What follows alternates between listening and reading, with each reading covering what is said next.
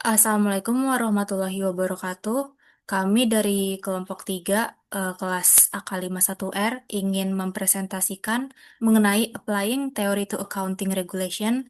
Saya Fani Sulistiani dengan NIM 2023 1211066. Saya Lulita Aulia Rahman dengan NIM 2023 1211146. Selanjutnya presentasi akan dijelaskan oleh Lulita Aulia Rahma. Di sini akan menjelaskan tentang applying theory to accounting regulation. Yang pertama ada teori regulasi yang relevan dengan akuntansi dan audit.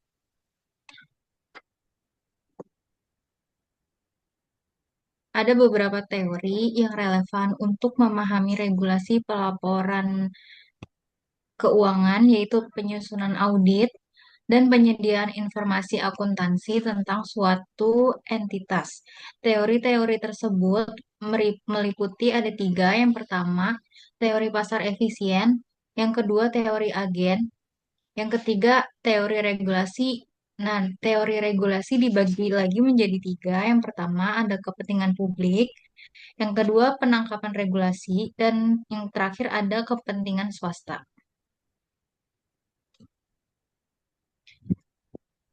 Pihak-pihak dalam pelaporan dan regulasi keuangan. Berbagai pihak yang terlibat dalam proses ini termasuk yang pertama ada regulator dan pemerintah, yang kedua perusahaan dan manajemen, yang yang keempat ada badan penegak hukum. Selanjutnya ada elemen penting dalam kerangka regulasi. Yang pertama yaitu persyaratan hukum, yang kedua tata kelola perusahaan atau corporate governance, yang ketiga audit dan pengawasan, dan yang terakhir ada badan penegak independen.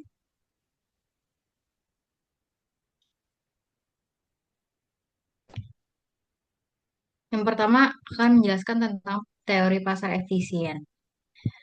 Para ekonom berpendapat bahwa pasar dapat berfungsi paling baik tanpa campur tangan pemerintah dan bahwa efisiensi maksimal tercapai melalui kekuatan penawaran dan permintaan. Di pasar modal global yang semakin terintegrasi, kekuatan penawaran dan permintaan memiliki pengaruh besar terhadap aliran informasi dan modal.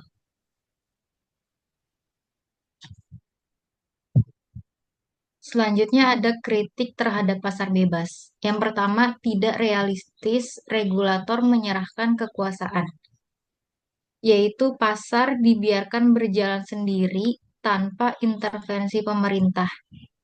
Tapi pada kenyataannya, regulator atau pemerintah, Badan Standar Akuntansi, dan juga OJK sulit untuk benar-benar menyerahkan semua kendali.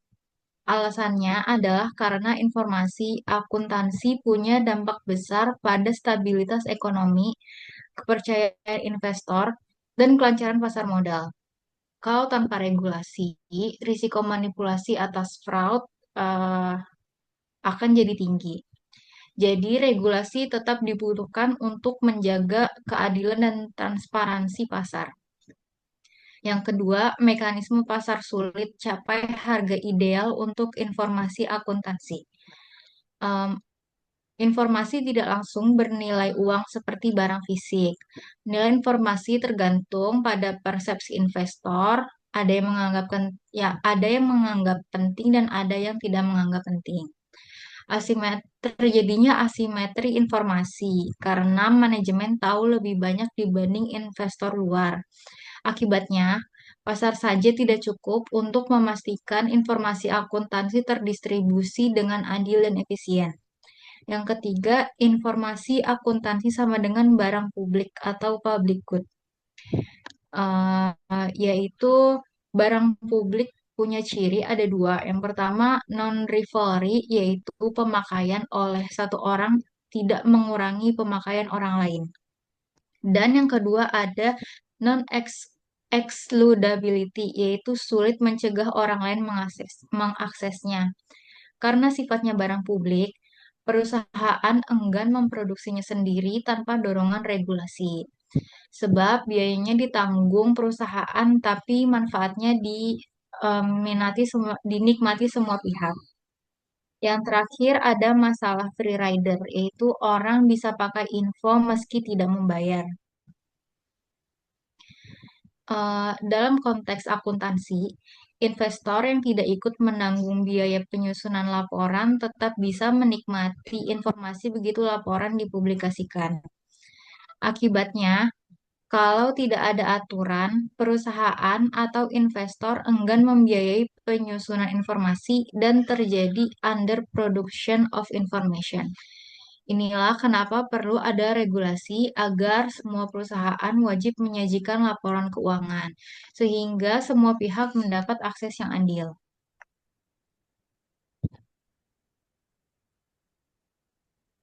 Selanjutnya ada perlunya regulasi. Perusahaan punya monopoli atas informasi dirinya. Yang kedua, ada regulasi memastikan informasi lebih banyak dan biaya lebih rendah. Yang ketiga, standar akuntansi dibutuhkan agar informasi dapat dibandingkan antar perusahaan. Yang terakhir, tanpa regulasi, pengguna tidak sepakat kebutuhan, akuntan tidak sepakat prosedur. Yang pertama ada teori agensi. Teori agensi adalah sebuah dasar pemahaman yang menganalisis interaksi antara pihak yang menyampaikan informasi akuntansi seperti manajer dan pihak yang menerima informasi tersebut seperti pemegang saham atau kreditor.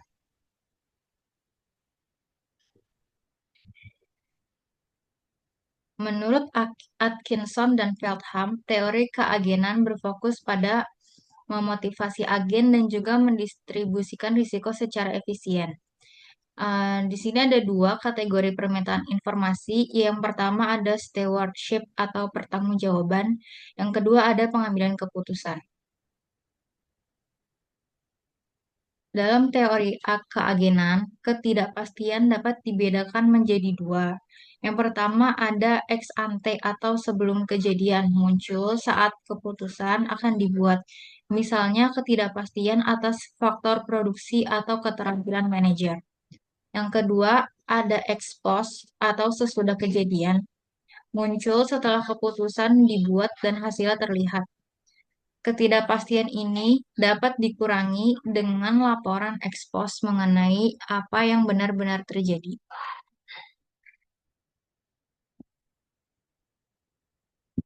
Selanjutnya ada peran standar akuntansi. Yang pertama, mengidentifikasi kebijakan yang meningkatkan kesejahteraan.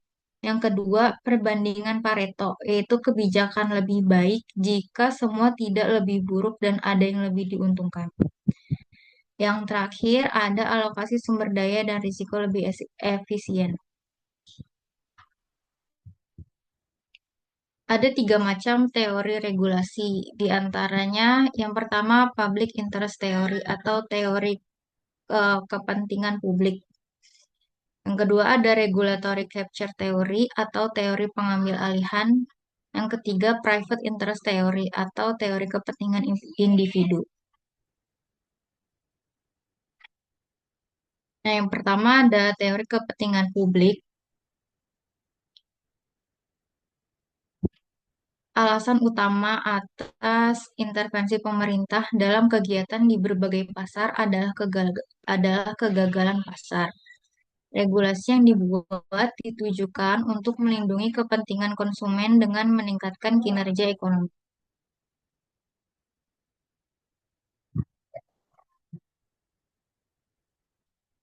Bentuk kegagalan pasar antara lain yang pertama kurangnya persaingan.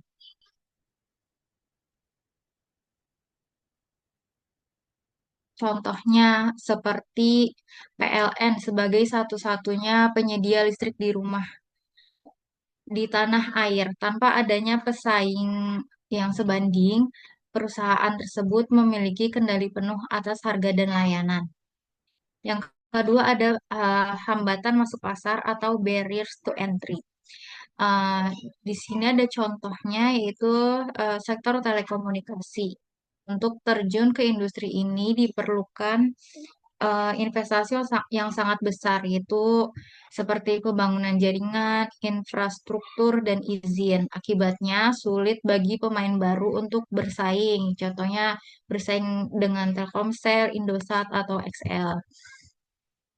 Yang ketiga, informasi tidak sempurna atau asymmetric information antara penjual dan pembeli. Dan yang terakhir, ada produk yang bersifat public good, misalnya informasi keuangan, di mana manfaatnya bisa diakses semua orang tanpa biaya tambahan, sehingga mekanisme harga normal tidak berjalan. Contohnya ada informasi keuangan di bursa saham. Ketika laporan keuangan suatu perusahaan dipublikasikan, semua investor dapat mengaksesnya tanpa biaya tambahan, sehingga tidak ada mekanisme harga untuk menjual informasi tersebut. Yang kedua ada teori penangkapan regulasi. Teori ini menjelaskan bahwa lembaga pengawas yang semestinya berfungsi mengatur dan mengawasi suatu industri justru dipengaruhi oleh kepentingan industri yang diawasinya. Akibatnya, aturan yang dihasilkan lebih berpihak pada perusahaan atau pelaku industri dibandingkan melindungi kepentingan masyarakat umum. Uh, di sini ada asumsi dasar capture theory, yaitu yang pertama, semua individu rasional secara ekonomi sehingga akan melalui regulasi untuk meningkatkan atau melindungi kekayaan mereka. Asumsinya, setiap orang akan selalu mengejar kepentingan pribadinya. Jika ada peluang regulasi yang bisa menambah keuntungan atau melindungi kekayaan mereka, maka individu maupun kelompok akan melakukan pendekatan kepada regulator. Mereka akan menggunakan selama manfaat yang didapat lebih besar atau setara dengan biaya yang dikeluarkan untuk melobi. Yang kedua, pemerintah dianggap tidak memiliki peran independen, hanya menjadi arena perebutan pengaruh oleh kelompok kepentingan.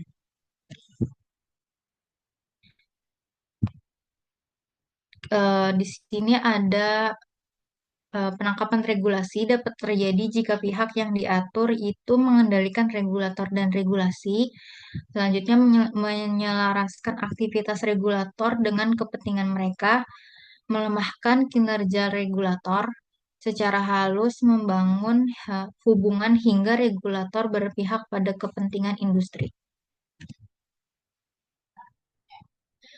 Di sini ada faktor yang memperkuat terjadinya capture. Yang pertama, jumlah entitas industri yang diawasi sedikit. Yang kedua, ada regulator sering berinteraksi dengan pihak industri, bahkan punya latar belakang atau peluang kerja di industri tersebut. Yang ketiga, industri menguasai informasi penting untuk regulasi. Yang keempat, informasi dan produk bersifat kompleks. Yang kelima, regulator memiliki sumber daya terbatas dibanding industri.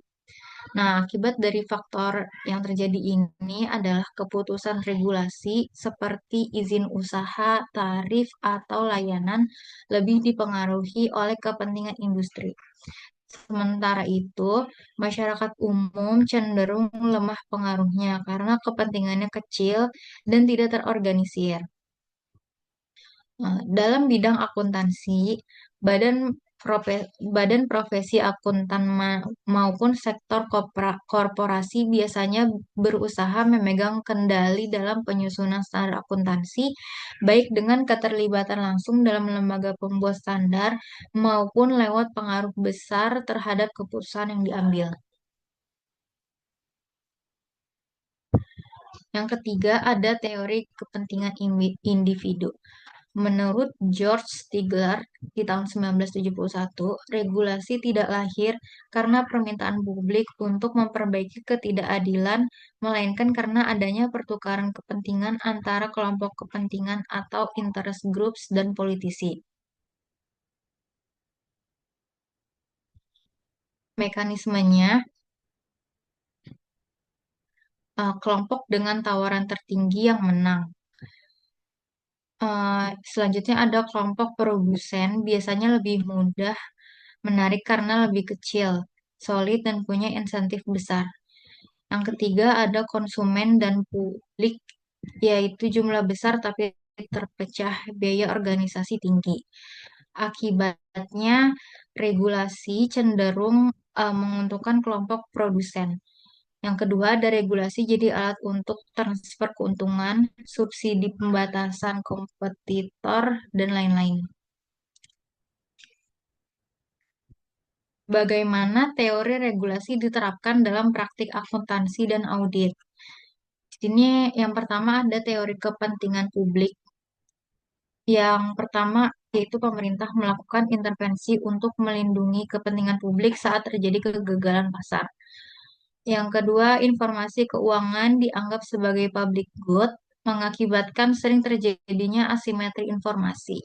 Tujuannya adalah untuk meningkatkan kepercayaan investor dan efisiensi alokasi sumber daya.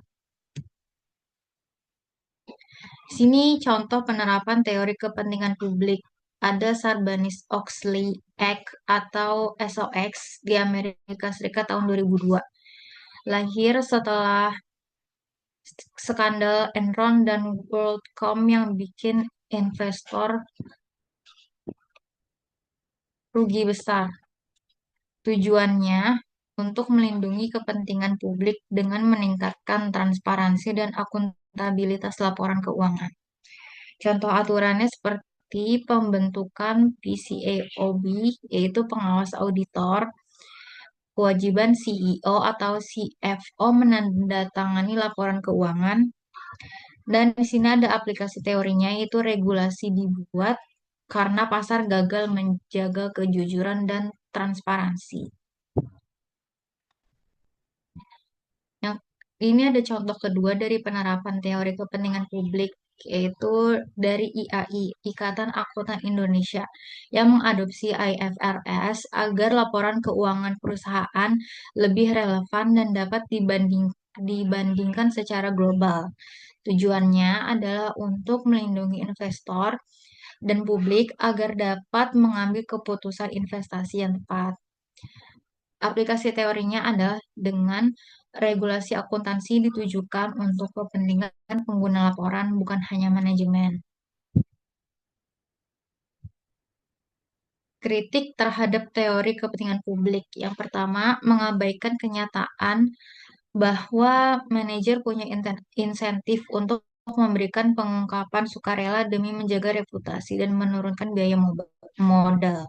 Yang kedua, pasar juga bisa mengoreksi kegagalan informasi tanpa selalu butuh intervensi pemerintah.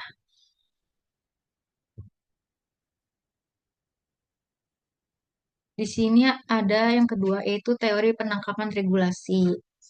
Eh, Private interest theory atau teori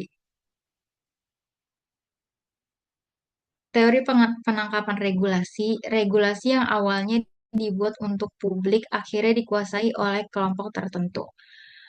Walker ASRB di Australia justru ditangkap profesi akuntansi. Contohnya ada due process diabaikan. Standar langsung disetujui AARF atau profesi.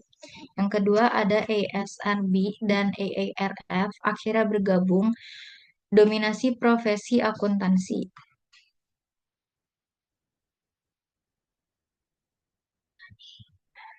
Di sini ada teori kepentingan pribadi, yaitu muncul sebagai kritik terhadap teori public interest dan capture teori. Nah, regulasi dipengaruhi oleh berbagai kelompok dengan kepentingan sendiri. Tidak hanya profesi akuntansi, tapi juga pemerintah atau politisi, pertimbangan politik, perusahaan dan eksekutif seperti pihak yang wajib patuh, dan juga regulator sekuritas seperti ASIC atau NCSC.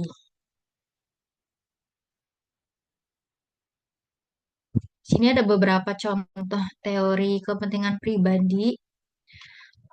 Yang pertama ada ESRB. yaitu Australian Securities and Investments Commission atau Accounting Standards Review Board, melibatkan eksekutif dari perusahaan besar dalam keanggotaannya. Di sini ada banyak eksekutif perusahaan besar duduk di ASRB memastikan standar tidak memberatkan.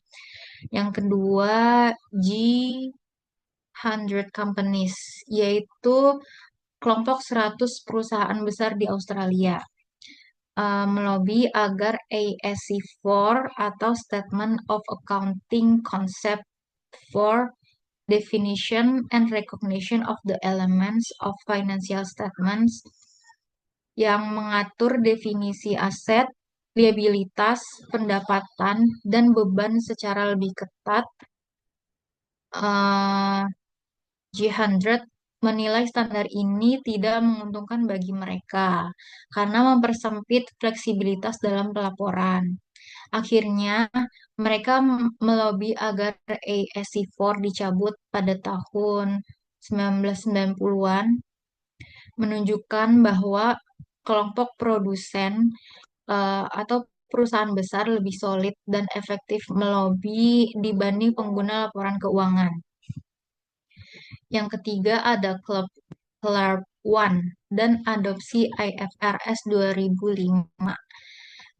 Eh, CL CLERP1 atau Corporate Law Economic Reform Program, yaitu reformasi hukum perusahaan dan pasar modal Australia.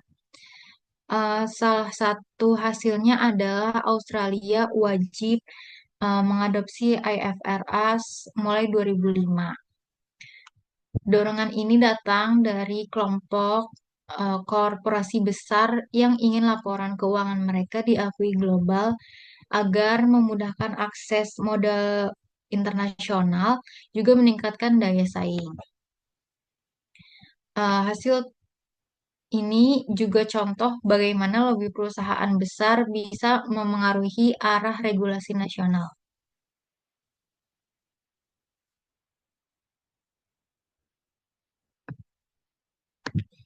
Di sini ada kesimpulannya untuk public interest theory, yaitu intervensi pemerintah untuk melindungi publik. Yang kedua, capture theory, yaitu regulasi ditangkap profesi atau kelompok tertentu. Yang terakhir ada private interest theory, yaitu regulasi adalah hasil kompromi berbagai kepentingan politik dan ekonomi.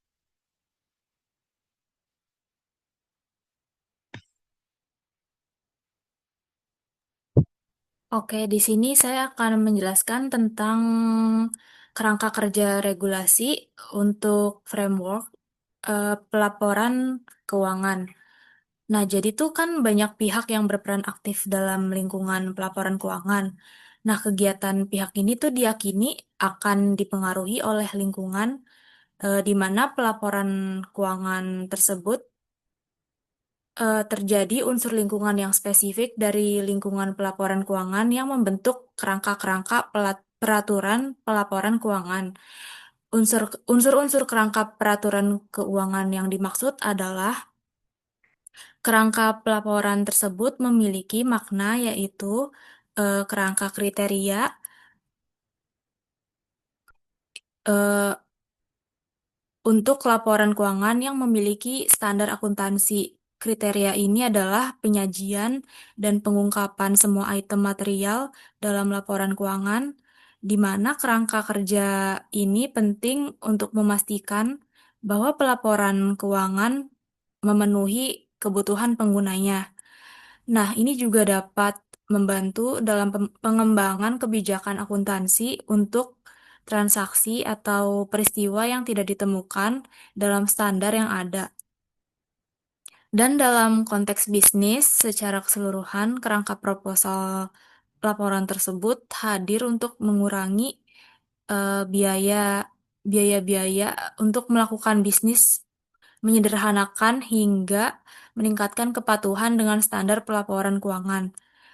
Nah, lalu terdapat dua contoh nih laporan keuangan, yaitu IFRS dan juga yang kedua adalah GAAP. Nah, dalam hal ini, seorang auditor melalui laporannya memberikan jaminan apakah perusahaan telah mengikuti kerangka kerja atau tidak. Lalu, dalam kerangka kerja regulasi untuk laporan keuangan, di mana lingkungan pelaporan keuangan terdiri dari eh, 4 bagian. Boleh di next.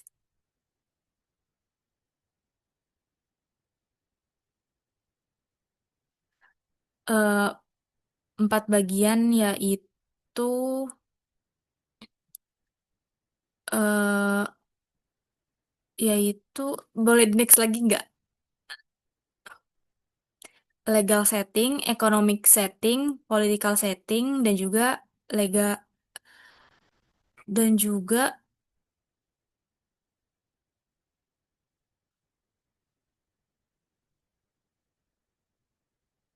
social setting. Boleh di slide sebelumnya.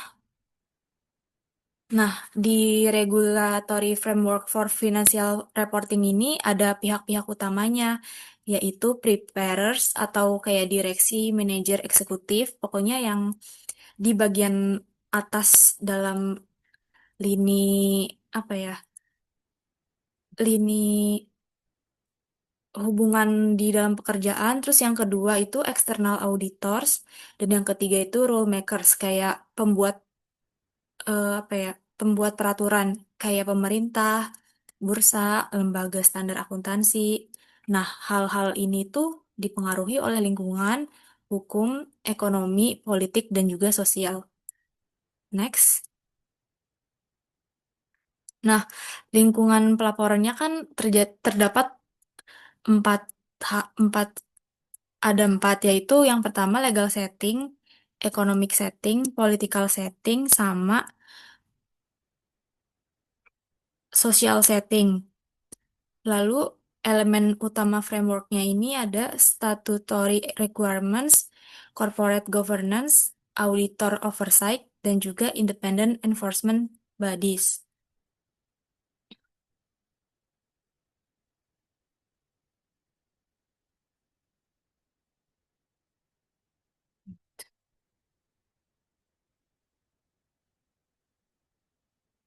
Jadi saya bakal ngejelasin soal, jadi kan di lingkungan pelaporan keuangan ini melibatkan berbagai pihak, mulai dari penyusunan pelaporan seperti direktur, perusahaan, eksekutif dan manajer, auditor eksternal, hingga pembuat peraturan seperti kelompok sektor swasta, bursa efek, dan juga pemerintah dan lembaga-lembaganya. Aktivitas pihak-pihak ini dipengaruhi oleh lingkungan tempat pelaporan keuangan berlangsung, yaitu setting, hukum, ekonomi, politik, dan juga sosial. Fitur-fitur lingkungan yang spesifik ini membentuk apa yang disebut sebagai kerangka regulasi pelaporan keuangan. Lalu, meskipun kerangka regulasi berbeda antar negara, nah umumnya nih punya elemen-elemen, yaitu elemen ini mempengaruhi output dari proses pelaporan keuangan, yaitu laporan keuangan itu sendiri. Nah, 4 elemen utamanya yang pertama itu persyaratan statutoris. Nah, pihak kunci dalam produksi laporan keuangan adalah direktur, perusahaan, dan auditor independen. Di banyak negara, hukum perusahaan mewajibkan para direktur untuk menyediakan akun yang diaudit. Oleh karena itu, kebutuhan untuk memenuhi persyaratan pelaporan statutoris yang tercantum dalam hukum perusahaan merupakan pengaruh utama bagi direktur dan auditor. Hukum perusahaan biasanya mewajibkan laporan dasar tertentu dan frekuensi penyusunannya, dan mungkin juga mencakup persyaratan khusus tentang informasi yang harus disertakan. Misalnya kayak eh, kinerja lingkungan di negara Australia. Lalu di beberapa yurisdiksi seperti Amerika Serikat, persyaratan pelaporan lebih banyak bersumber dari hukum pasar modal daripada hukum perusahaan. Persyaratan pelaporan keuangan tambahan berasal dari standar akuntansi tertentu. yang di banyak yurisdiksi memiliki kekuatan hukum. Misalnya, perusahaan tercatat di Uni Eropa diwajibkan oleh hukum untuk menggunakan standar IASB yang diadopsi oleh Europe.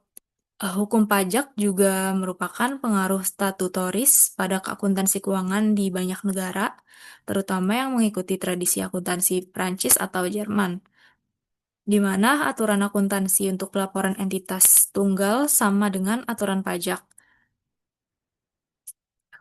Hukum perusahaan merupakan bagian dari sistem hukum yang lebih luas, yang mencakup cara memantau kepatuhan dan sistem peradilan yang memberikan sanksi untuk mendorong kepatuhan.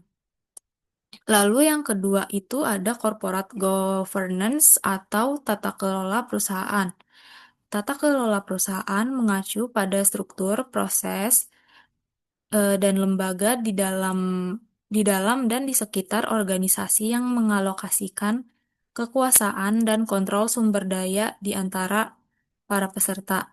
Beberapa praktik tata kelola perusahaan berasal dari hukum yang mewajibkan direktur untuk melakukan tindakan tertentu terkait manajemen perusahaan mereka, seperti mengadakan seperti mengadakan rapat dengan pemegang saham dan mengungkapkan hal-hal seperti remunerasi direktur dan juga transaksi dengan pihak-pihak yang terkait.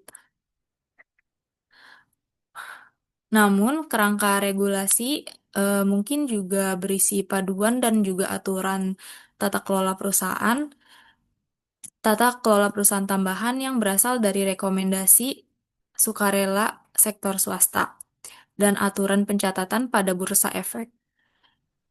Paduan ini dapat berupa rekomendasi praktik terbaik sukarela yang mendorong direktur untuk mengadopsi mekanisme tata kelola yang sesuai dengan situasi perusahaan mereka. eh, Baik badan supranasional seperti IFAC maupun nasional seperti eh, Kode Tata Kelola di Inggris dan juga Australia telah menghasilkan rekomendasi semacam ini. Nah, eh, kepatuhan terhadap persyaratan tata kelola seringkali diatur melalui aturan if not, why not oleh Bursa Efek yang mewajibkan perusahaan yang tidak mematuhi untuk memberikan penjelasan yang lebih lanjut. Jadi kayak kenapa kalau enggak ya kenapa enggak gitu loh. Jadi harus ada penjelasan yang harus jelas untuk tindakan selanjutnya. Lalu yang ketiga ada auditor dan juga pengawasan, yaitu auditor and oversight. Nah, di sini auditor memainkan peran penting dalam memberikan keyakinan tentang kualitas informasi dalam laporan keuangan.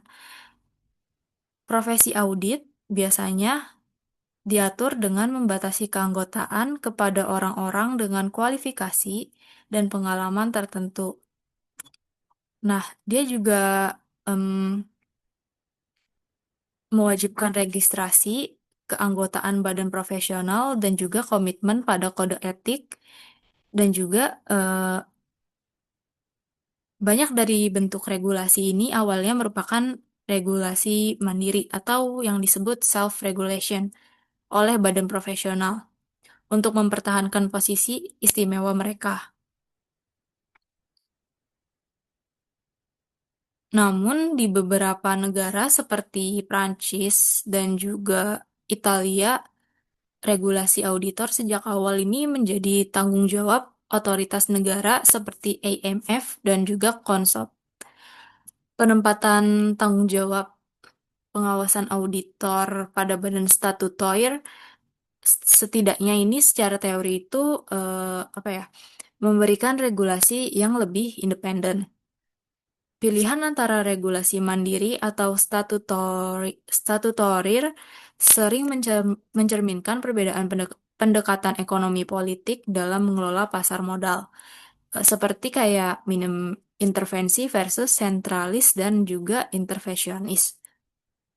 Nah, Dalam beberapa tahun terakhir ini, banyak negara yang memperkenalkan badan statutorir yang bertanggung jawab atas pengawasan auditor mereka. Lalu, yang keempat itu ada Independent Enforcement Bodies atau Badan Penegakan Independen. Nah, Badan Penegakan Independen ini berperan untuk mempromosikan kepatuhan terhadap peraturan yang mengatur produksi laporan keuangan baik yang tercantum dalam hukum maupun di dalam standar akuntansi.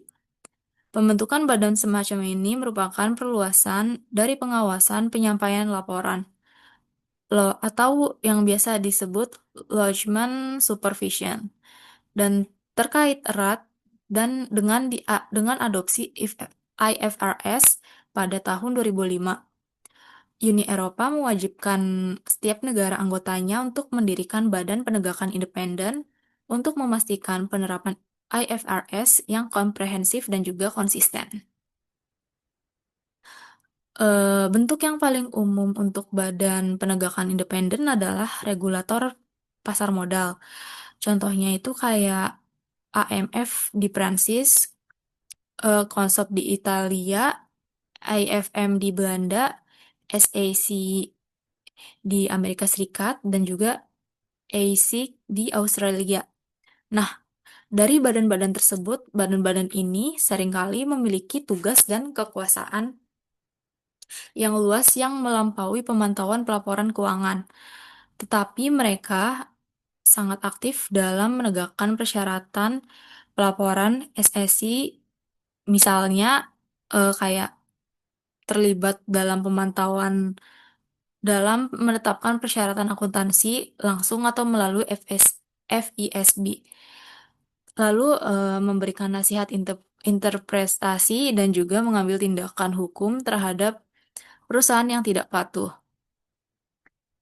Jadi itu secara keseluruhan dari elemen utama framework ini dari statutory requirements, corporate governance, auditor oversight, dan juga independent enforcement bodies.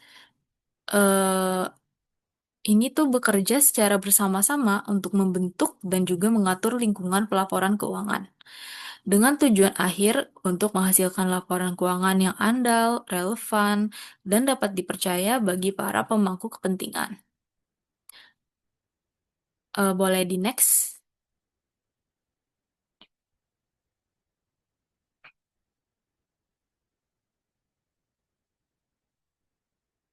Lalu ada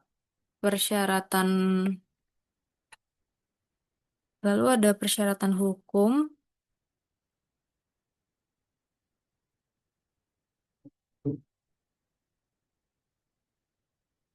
Persyaratan hukum ini sumber hukumnya itu ada Undang-Undang Perseroan atau Company Law mewajibkan penyusunan dan juga audit laporan keuangan. Yang kedua itu Undang-Undang Pasar Modal atau Securities Law menetapkan aturan pengungkapan untuk perusahaan publik. Yang ketiga ada Undang-Undang Perpajakan memengaruhi pengakuan pendapatan dan juga beban di beberapa negara. Contohnya, menggunakan standar akuntansi tertentu seperti IFRS yang telah diadopsi menjadi hukum. Next.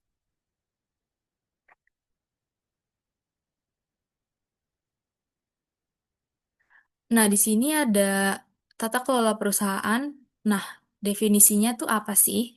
Nah, tata kelola perusahaan ini sistem yang mengatur dan juga mengendalikan sebuah perusahaan. Fungsinya adalah mengalokasikan hak dan tanggung jawab antara dewan direksi, manajemen, dan juga pemegang saham. Lalu ada sumber aturannya yaitu yang legal adalah UU Perseroan, kayak wajib rapat umum, ungkapin transaksi pihak-pihak yang terkait. Lalu yang kedua itu non-legal. Corporate Governance Code seperti prinsip sukarela dan juga aturan pencatatan pada bursa. Nah, kunci mekanisme dalam tata kelola perusahaan ini itu comply or explain, yang berarti perusahaan harus patuh atau menjelaskan alasan penyimpangan yang ada. Next. Lalu auditor dan pengawasan. Nah, peran auditor nih pasti eh, memberikan opini independen atas kewajaran laporan keuangan. Lalu bentuk regulasinya itu yang prasyarat adalah kualifikasi, registrasi, dan juga anggota badan profesi. Lalu yang standar adalah penerapan standar auditing atau ESA dan juga kode etik profesi. Lalu tren pengawasannya bergeser dari regulasi mandiri oleh organisasi profesi menuju pengawasan eksternal oleh badan independen seperti regulator pasar modal untuk meningkatkan objektivitas. Boleh di next.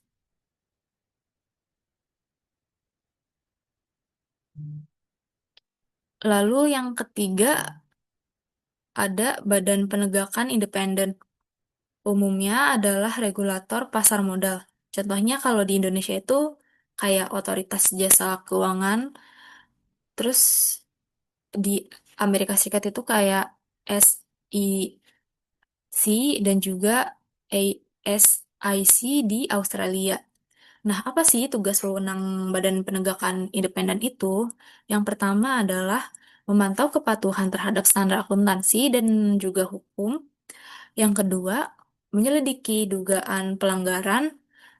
Yang ketiga, memberikan sanksi administratif dan menuntut secara hukum. Tujuannya itu adalah menjaga disiplin pasar dan juga kepercayaan investor melalui penegakan aturan yang konsisten. Boleh di next. Nah, ringkasan kerangka kerja regulasi untuk pelaporan keuangan itu, yang pertama, persyaratan hukum, yaitu perlunya manajemen membuat laporan keuangan yang juga diaudit. Yang kedua, tata kelola perusahaan, yaitu adanya alokasi, kekuatan, dan juga pengendalian antar partisipan. Yang ketiga, auditor dan pengawasan, yaitu untuk memberikan pendapat terhadap kewajaran laporan keuangan perusahaan. Dan yang terakhir adalah badan penegak independen, yaitu badan yang berperan sebagai supervisi atau pengawasan. Boleh di next.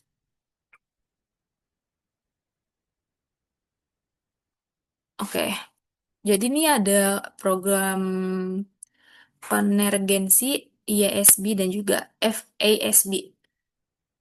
Nah, program ini atau program konvergensi ini dilakukan di tahun 2002, yaitu melalui Norwalk Agreement. Program ini merupakan proses yang sangat rumit. Satu, latar belakang dan tujuan konvergensi ini ialah yang pertama untuk menyatukan dua standar besar, yaitu IFRS kayak berbasis prinsip atau principle based dan juga GAAP yang berbasis aturan atau rules based. Ini memiliki filosofi dan pendekatan fundamental yang berbeda. Makanya tuh melalui Norwalk Agreement ini eh, mereka menyatukan dua standar besar tersebut. Lalu yang kedua ada kebutuhan pasar global, kayak perusahaan multinasional yang terdaftar di berbagai bursa global menghadapi biaya dan kompleksitas akibat perbedaan standar. Konvergensi bertujuan mempermudah pelaporan keuangan lintas negara, tekanan dari regulator dan para pelaku pasar. Itu yang ketiga. Kayak IOSCO dan Komisi Eropa mendorong harmonisasi standar untuk meningkatkan transparansi dan juga comparability pada laporan keuangan. Boleh di next. Lalu alasan kerumitan konvergensi ini perbedaan filosofis dan struktural.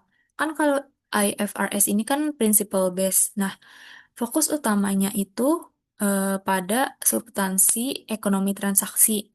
Lalu yang kedua itu fleksibel tetapi rentan rentan interpretasi berbeda. Kalau US GAAP itu kan rules based. Nah, yang pertama itu detailnya itu dia spesifik dan juga banyak pengecualian dan juga aturan teknisnya.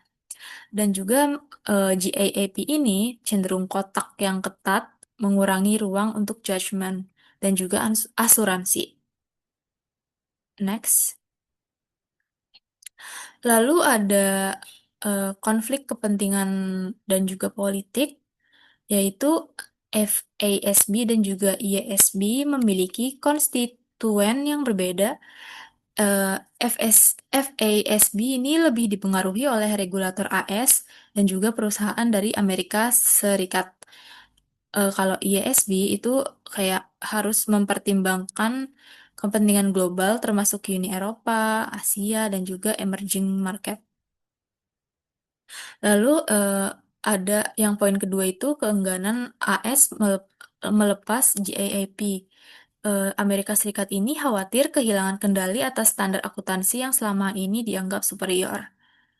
Lalu SAC mempertahankan persyaratan rekonsiliasi hingga 2027 dan persyaratan tersebut adalah Form 20F. Next. Lalu yang ketiga dari alasan kerumitan konvergensi ini adalah tantangan teknis dan juga prosedural, yaitu yang pertama penyesuaian standar inti. Nah, itu tuh topiknya kan kompleks gitu ya, kayak financial instrument, revenue recognition, dan juga list accounting yang membutuhkan negosiasi panjang. Contohnya ini kayak standar instrumen keuangannya itu kayak IFRS 9 versus ASC 326 yang memicu perdebatan sengit. Lalu yang kedua ini jadwal yang ketat. Nah, Uni Eropa itu menerapkan IFRS pada 2005 kan, sementara konvergensi masih berjalan. Nah, ini tuh menciptakan tekanan untuk menyelesaikan proyek secara paralel. Boleh di next.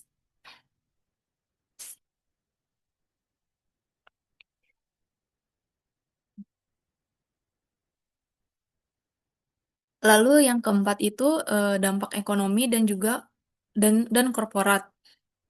Perubahan besar bagi perusahaan kayak perusahaan di Amerika Serikat dan global itu harus mengubah sistem akuntansi, pelatihan staf, dan juga proses internal. Biaya implementasinya juga sangat tinggi kan, terutama untuk industri seperti perbankan dan juga asuransi. Lalu kekhawatiran atas level playing field. Nah, Amerika Serikat ini ingin memastikan bahwa standar global tidak mengurangi kualitas pelaporan keuangan di pasar Amerika Serikat. Boleh di next. Nah, jadi di sini saya akan menjelaskan secara singkat, nggak singkat banget sih, tapi awal mula IISC itu gimana. Jadi, nah, IISC itu kan dibentuk oleh badan profesi dari 9 negara. Nah, tujuannya itu mengembangkan standar akuntansi internasional untuk sektor swasta dan juga pengaruh awalnya ini untuk apa ya, untuk diadopsi negara tanpa standar nasional dan menjadi acuan standar nasional serta digunakan sukarela perusahaan multinasional. Next. Lalu evolusi ke IASB pada tahun 2001. Nah, restrukturisasi dari IASC ke IASB itu untuk menciptakan badan independen. Nah, lalu ISCO itu mendukung core standard untuk listing lintas batas pada tahun 2000. Lalu Uni Eropa memutuskan adopsi penuh IFRS untuk perusahaan tercatat mulai tahun 2005.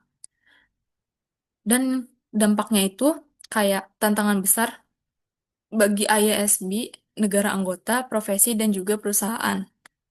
Boleh di next. Lalu ada standar untuk sektor publik dan juga auditing. Sektor publik ini kayak beberapa negara kayak Australia, New Zealand, itu tuh pakai standar sektor netral. Untuk auditing dulu tuh regulasinya itu mandiri oleh badan profesi. Nah, sekarang itu lebih ke intervensi pemerintah pasca skandal, seperti CLERP di Australia. Nah, standar globalnya ini ISA dikembangkan di A- ASB di bawah IFAC. Nah, pengawasannya itu dibentuk PIOB pada tahun 2005 untuk menjamin standar auditing mengutamakan kepentingan publik. Kesimpulannya adalah yang pertama, standar akuntansi dan auditing telah terharmonisasi secara global. Dan yang kedua, regulasi bergeser dari self-regulation ke oversight oleh pemerintah dan juga badan independen. Lalu yang ketiga, penegakan yang konsisten di semua negara kunci untuk mencapai manfaat yang comparability dan juga transparansi. Yang keempat, standar yang kuat dan penegakan efektif perlindungan investor sama dengan fondasi bagi perkembangan pasar keuangan. Boleh di next. Jadi saya juga mau ngejelasin nih eh, latar belakang dalam pembentukan IES, IESC.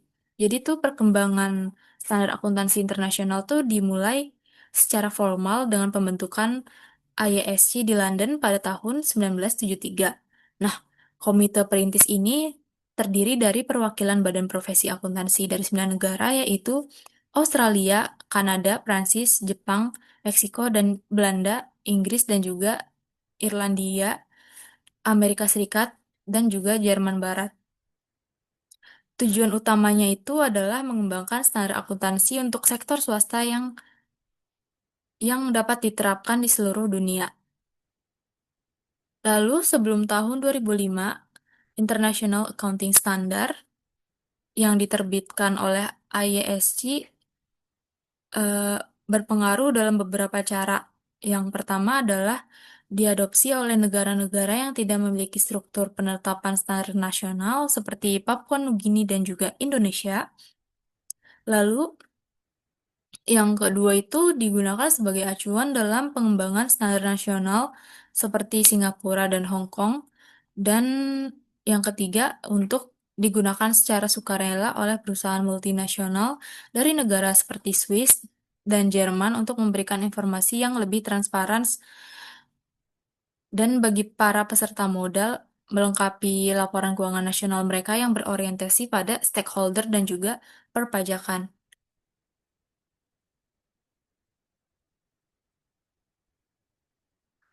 Lalu eh, rek- restrukturisasi menjadi IASB. Nah, anggota IASC ini berasal dari negara eh, dengan praktik dan pendekatan penetapan standar yang beragam. Nah, standar-standar awal IASC ini seringkali memungkinkan pilihan kebijakan akuntansi untuk mengakomodasi preferensi berbagai negara anggota. Pada akhir 1980-an, IASC ini memulai kembali proyek perbaikan untuk meningkatkan eh, kualitas International Accounting Standard dan menghapus banyak perlakuan opsional. Lalu, dorongan besar datang dari International Organization of Securities Commission, yaitu sebuah badan yang mewakili regulator sekuritas global yang membutuhkan satu set standar yang dapat digunakan untuk pencatatan lintas batas. Nah, standar yang telah direvisi ini kayak dapat endorsement dari International Organization of Securities Commission pada tahun 2000. Nah, meskipun dengan catatan bahwa negara anggota dapat menambah persyaratan lebih lanjut, sebuah klausul yang mencerminkan posisi SAC di Amerika Serikat yang saat itu masih mewajibkan rekonsiliasi ke GAAP. Meskipun eh, pengguna IES ini kayak makin luas dan makin banyak, penerimaannya tuh masih terbatas karena IESC ini kayak bukanlah badan penetap standar yang independen. Oleh karena itu, pada tahun 2001, IESC ini direstrukturisasi menjadi International Accounting Standard Board atau IASB. Nah, struktur baru ini mencontoh FASB di Amerika Serikat dengan 14 anggota penuh waktu yang dipilih berdasarkan keahlian dan juga pengalaman mereka. didukung oleh staf teknis dan diawasi oleh sebuah yayasan atau ISC Foundation. Lalu eh, adopsi oleh Uni Eropa dan dampaknya. Pentingnya IASB itu meningkat drastis setelah Komisi Eropa atau Eropa Commission memutuskan pada tahun 2002 untuk mengadopsi standar IASB mulai tahun 2005 dan keputusan fundamental ini mewajibkan semua perusahaan tercatat di Uni Eropa menyusun laporan keuangan konsolidasi berdasarkan standar IASB atau IFRS. Nah, dengan tujuan menciptakan pasar modal yang tunggal dan terpadu di Eropa. Nah, lalu keputusan ini tuh kayak memicu serangkaian aktivitas-aktivitas besar yang terjadi. Ya, yang pertama itu kayak IASB itu harus memproduksi platform yang stabil. Standar standar sebelum 1 Maret 2004 untuk ditinjau oleh Komite Regulasi Akuntansi AC. Lalu yang kedua, itu setiap negara anggota UA harus mempersiapkan adopsi, termasuk mempertimbangkan integrasi IFRS dengan pelaporan nasional dan mendirikan badan penegak independen. Yang ketiga itu profesi akuntansi dan perusahaan menghadapi tantangan besar dalam pelatihan teknis, revisi sistem akuntansi, dan juga komunikasi dengan pemangku kepentingan. Nah, program konvergensi IASB dan FASB ini kayak semakin rumit pada tahun 2002 karena Norwalk Agreement itu kan. Nah, konvergensi ini mengharuskan kedua badan untuk mengidentifikasi perbedaan IFRS dan juga GAAP untuk meninjau solusi yang ada dan juga mengadopsi perlakuan terbaik. Proses ini rumit karena perbedaan mendasar antara kedua set standar US GAAP bersifat rule-based atau berbasis aturan, sedangkan IFRS itu bertujuan menjadi principle-based atau berbasis prinsip. Lalu standar untuk sektor publik dan juga hubungan badan nasional itu IASB itu menetapkan standar untuk sektor swasta. Untuk sektor publik, beberapa negara seperti Australia, New Zealand menerapkan pendekatan standar sektor netral yang cocok untuk kedua sektor tersebut. Nah, IASB juga bekerja sama dengan penetap standar nasional atau liaison standard setters dari berbagai negara dalam proyek-proyek tertentu. Meskipun pengaruh mereka terhadap keputusan akhir IASB tidak selalu jelas. Lalu, eh, perkembangan standar auditing internasional ini yang awalnya diatur oleh regulasi mandiri eh, oleh Badan Profesi Akuntansi yang menerbitkan standar auditing dan juga kode etik, namun skandal akuntansi besar seperti Enron pada tahun 2000-an itu digunakan sebagai pembenaran untuk intervensi pemerintahan. Nah, di Amerika Serikat ini, Sarbanes-Oxley pada tahun 2002 membentuk Public Company Accounting Oversight Board, yaitu sebuah badan pemerintahan yang kini bertanggung jawab menetapkan dan mengawasi standar auditing eh, untuk perusahaan publik. Di Australia, standar auditing memperoleh kekuatan hukum melalui Corporation Act 2001. Lalu, International Standard on Auditing atau ISA dikembangkan oleh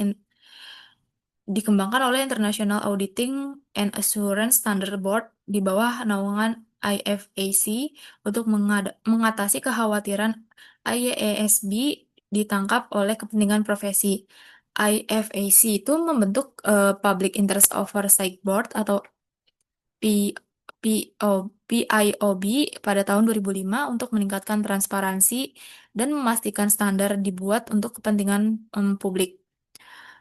Penelitian empiris ini mendukung bahwa kekuatan standar akuntansi dan juga auditing serta efektivitas penegakannya merupakan faktor kunci dan juga pengembangan pasar keuangan yang sukses, meskipun harus didukung oleh perlindungan investor yang kuat. Nah, kesimpulannya itu adalah kerangka regulasi pelaporan keuangan dibentuk oleh interaksi yang kompleks antara persyaratan hukum, tata kelola, perusahaan, audit eksternal, lalu ada badan penegakan. Perkembangan standar akuntansi dan auditing ini juga bergerak dari inisiatif profesi menuju regulasi pemerintah yang lebih kuat dan harmonisasi internasional. Dengan IASB dan IASB ini memainkan peran sentral, tantangan ke depan adalah untuk memastikan penegakan yang konsisten di semua yurisdiksi untuk mewujudkan manfaat dari standar global dan mempertahankan kepercayaan berbagai pemangku kepentingan. Eh, jadi sekian presentasi dari kelompok kami. Kurang lebihnya mohon maaf. Wassalamualaikum warahmatullahi wabarakatuh.